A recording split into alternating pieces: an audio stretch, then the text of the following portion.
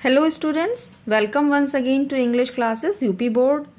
Students, आज हम the making of a scientist lesson के मल्टीपल चॉइस क्वेश्चंस को स्टडी कर रहे हैं. जैसे फर्स्ट सेंटेंस है रिचर्ड एब्राइट वॉज अ, तो ऑप्शन हमने सारे नहीं लिखे यहाँ, केवल जो सही आंसर है उसे मेंशन किया है. रिचर्ड एब्राइट क्या थे? एक साइंटिस्ट थे. सेकेंड सेंटेंस है what did Ebright start collecting in childhood. बचपन में एब्राइट ने क्या कलेक्ट करना शुरू किया? और ऑप्शन दिए हैं rocks, butterflies, coins, all of the above. Third sentence है एब्राइट वॉज बॉर्न इन, और राइट ऑप्शन है इसका रीडिंग पेनिनसिल्वेनिया. अब ये जो शब्द है रीडिंग, रीडिंग का मतलब यहाँ पढ़ना नहीं है, ये रीडिंग एक जगह का नाम है जो कि पेनिनसिल्वेनिया में थी.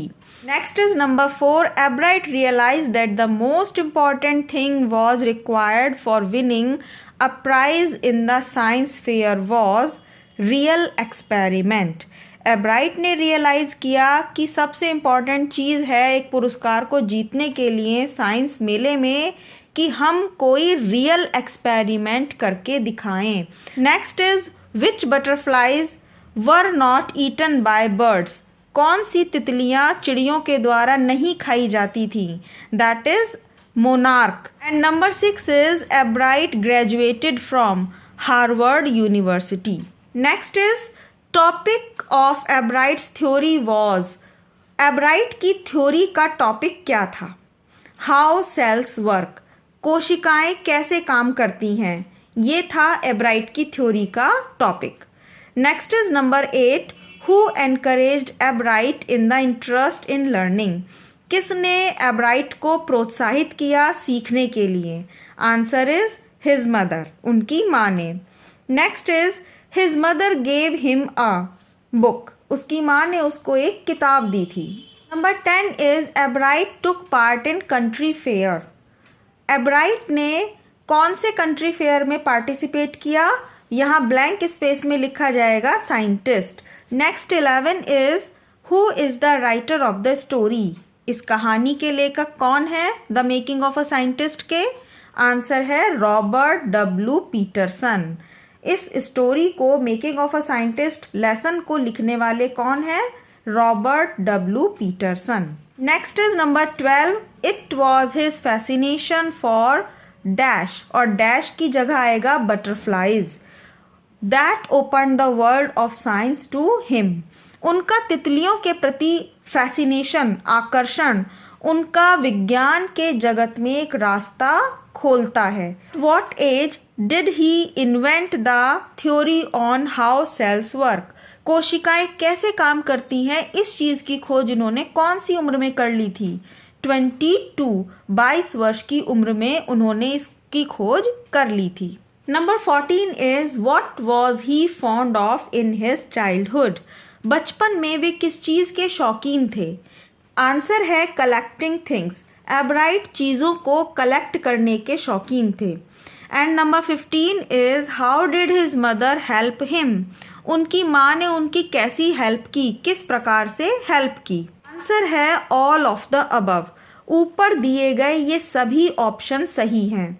टुक हिम ऑन ट्रिप, उनको यात्राओं पर ले जाती थी.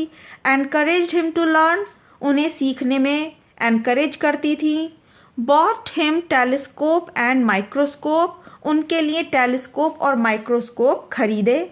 ये सभी काम उनकी माँ ने उनको सीखने में मदद करने के लिए किए थे. Next is number 16. How many species of butterflies had he collected till second grade.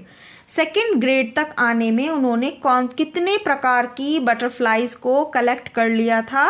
Answer है 25. Number 17 is when did he get a hint of real science. उन्हें सही विज्ञान के बारे में हिंट कब मिला? आंसर है ऑल ऑफ द अबव. तो इसमें हम इन सभी को याद रखेंगे. In the 7th grade, 7th grade में when he entered a county science fair, जब वे एक काउंटी साइंस फेयर में पार्टिसिपेट करते हैं. व्हेन ही लॉस्ट, और जब वे उस फेयर में हार गए थे, तो इस चीज़ का एहसास हुआ उन्हें कि रियल साइंस क्या चीज़ है. तो आपको ये तीनों ऑप्शन ही याद रखने हैं.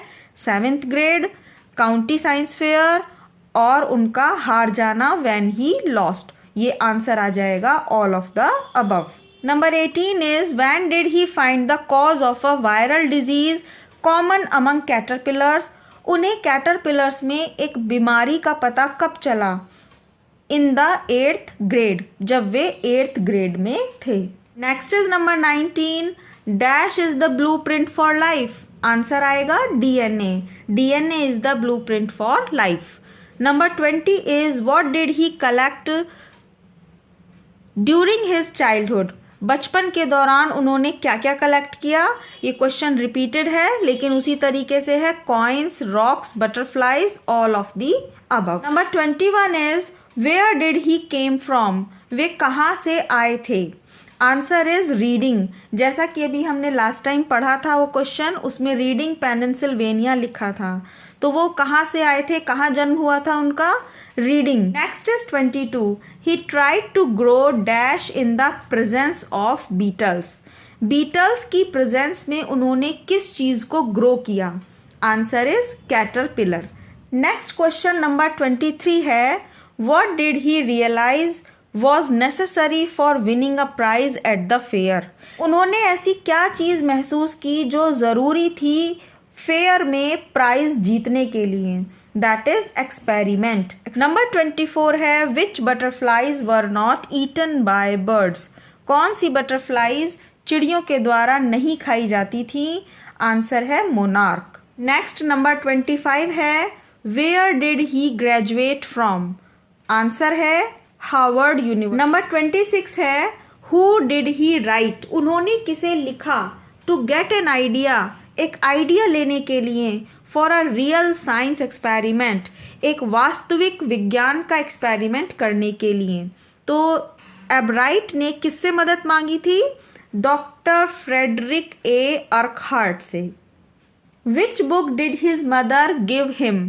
कौन सी किताब उनकी माँ ने उन्हें दी थी? Travels of monarch 10। ये इसका सही आंसर है।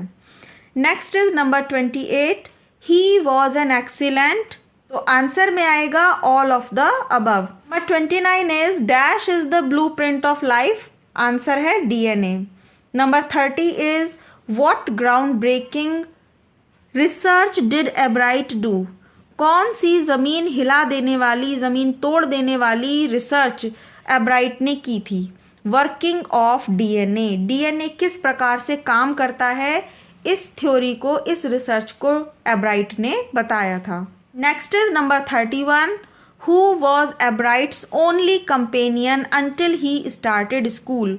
कौन था एब्राइट का केवल एक साथी जब तक उन्होंने स्कूल शुरू किया?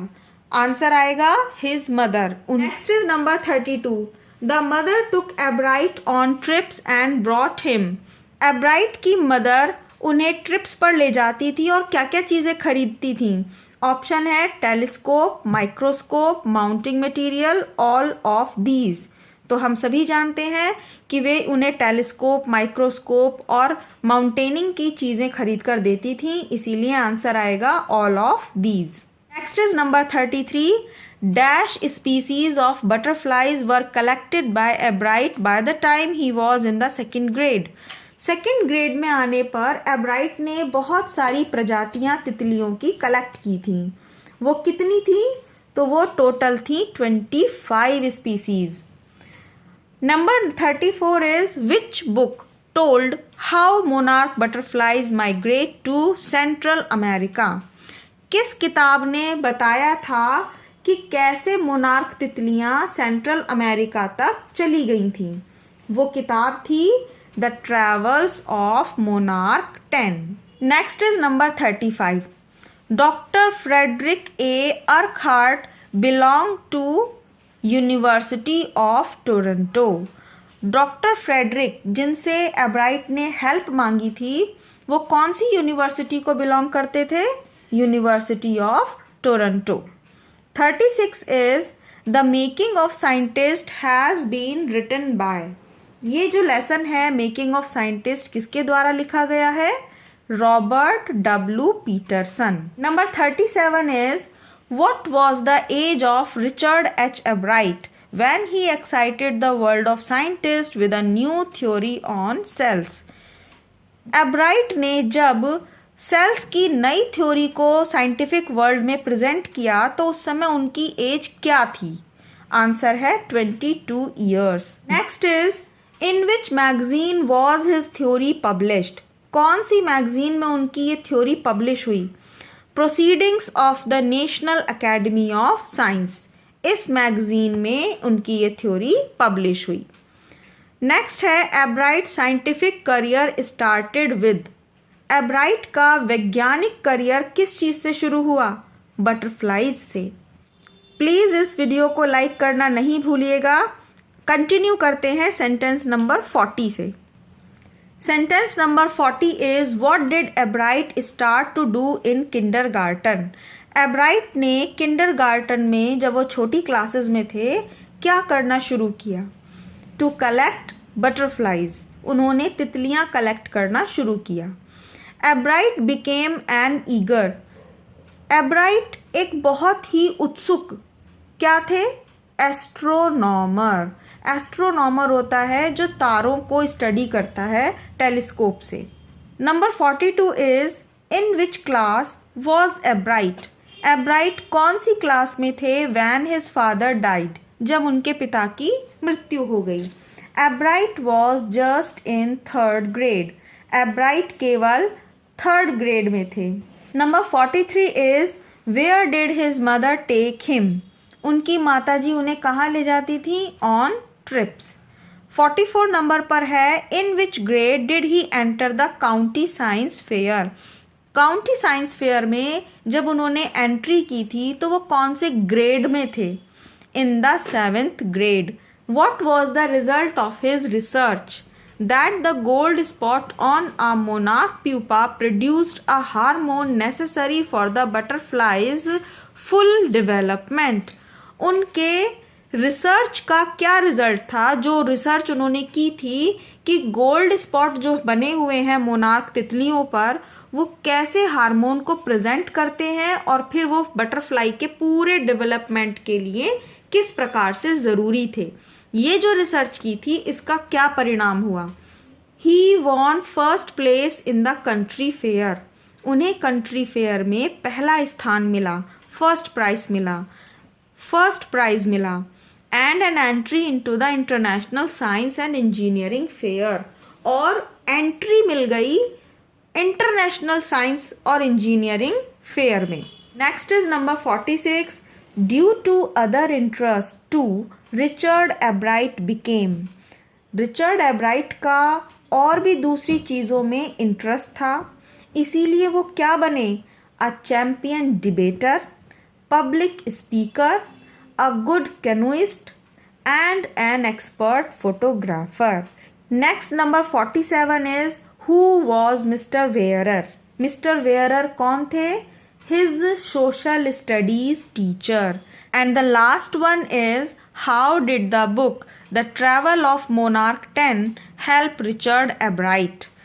इस किताब ने The Travel of Monarch 10 इसने रिचर्ड एब्राइट की किस प्रकार हेल्प की? This book opened the world of science to him. इस किताब ने उनके लिए विज्ञान का संसार खोल दिया था। तो स्टूडेंट्स, यहाँ ये इम्पॉर्टेंट मल्टीपल चॉइस क्वेश्चन जो कि रिलेटेड थे making of the scientist chapter से फिनिश होते हैं। आई होप ये लेसन आपको बहुत अच्छी तरह से डीपली समझ में आया होगा। तो प्लीज़ इस चैनल को सब्सक्राइब करना नहीं भूलिएगा। इसी तरह की हेल्पफुल वीडियोस आपको हमेशा मिलती रहेंगी। इस चैनल के साथ स्टडी करते रहिए और अच्छे से अच्छे नंबर प्राप्त कीजिए। Thank you very much.